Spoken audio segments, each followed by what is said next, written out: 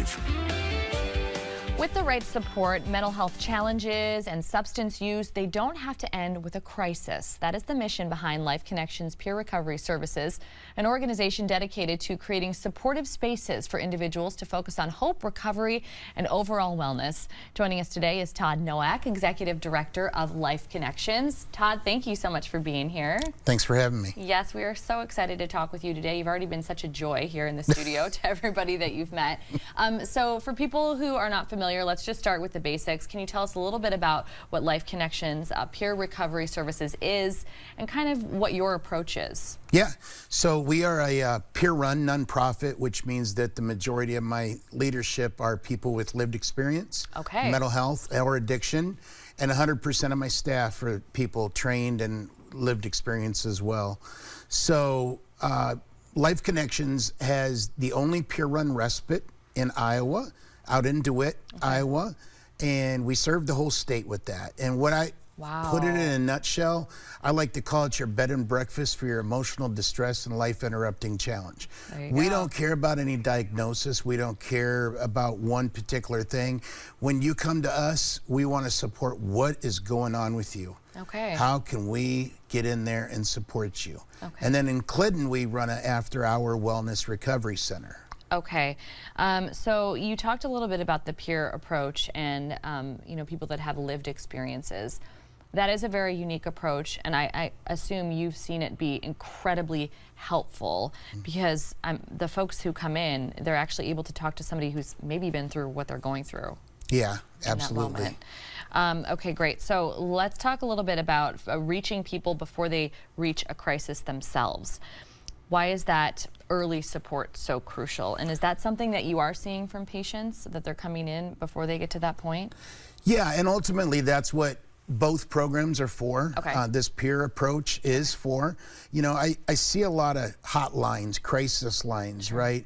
But we need to have something before that because sometimes we don't have the right services or the right time in order to serve an individual when that hot or crisis happens, right? And not everybody needs to be in an institution bed or in a jail cell. A lot of times they just need somebody, and that's what they go to the hospital for. That's why police come out. And sometimes we're not giving the people what they need when they need it. And that's what we can offer is prior to that coming out and getting that support, you know? Having somebody to talk to. So you already spoke a little bit about your different locations. So the Wellness Center specifically, can you talk about that and how that's different from Rhonda's house? Yeah, absolutely. So the Wellness Center is open Monday through Friday from 4 p.m. to 10 at night. Every night they do some sort of support group, and it is based upon what the people want, not what we want. We have a technology lab that they can apply for services, Medicaid, anything like that. Also, we have a arts and crafts room, we have a TV room, but most of all, we have a huge resource and library room. And what's really unique about that wellness center, Morgan, is that inside it, we found something during the pandemic, and it's the meeting owls. If people don't know what a meeting owl is, it looks just like an owl, has a 360 camera. We're able, and we do operate the only virtual recovery center.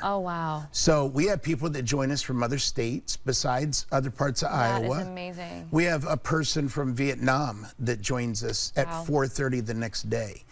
And if people need support and don't have the transportation, that's ultimately why we're using it. But back in the pandemic, we needed it for another reason. And it's really nice because if they want to talk privately with somebody, we can put them in a breakout room and they can get that support. Yeah, that is wonderful. And then you have something that called the Wellness Recovery Action Plan. Can you describe for folks who are watching what they can expect with that? Yeah, so a Wellness Recovery Action Plan is thinking about, you know, what do I need daily to stay well? You know, and who are my supporters? And almost all the time when I ask somebody how many supporters they have, most of them say none. And here's the thing, they have them, they just don't realize where they can look and how to look. So you always have somebody that can maybe check your mail. You might have somebody that waters your plants. And it's just problem solving them. Yeah. And then them stressors. When stressors start to happen, what plan do you put in place or can you put in place, right? Going back to the daily maintenance plan, using wellness tools. You know, we understand coping tools, but wellness tools are something to do to Different. keep us well, Yeah. not to cope. Not to cope. Right? Yeah. Yeah, but it's something you use before you fall back into that. It sounds like you have an amazing thing going there, and you can learn more about Life Connections Recovery Services just by heading to their website. It's lifeconnectionsrecovery.org. You can also follow the organization on Facebook. They share tons of information there, all of it very helpful.